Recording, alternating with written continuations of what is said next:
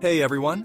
Ever wondered how those tiny coils in your pen or the heavy-duty springs in your car suspension are made? Today, I'm diving into the fascinating world of spring manufacturing. First off, let's talk about the material. Most springs are made from high-carbon steel, stainless steel, or alloy steel. The choice of material depends on the spring's application. Will it be under constant stress? Does it need to resist corrosion? These factors are crucial in determining the right type of metal. Now, on to the process. It all starts with a long wire. This wire is fed into a machine called a coiler.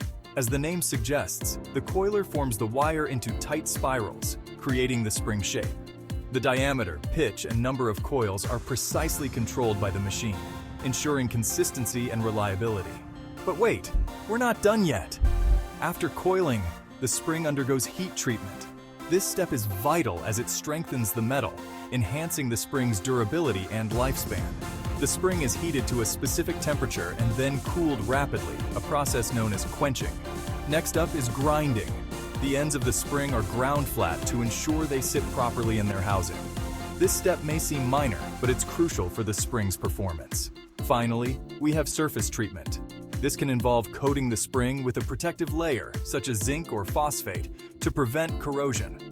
In some cases, springs are also shot-peened, a process where small steel balls are blasted at the spring to create compressive stress on the surface, further enhancing durability.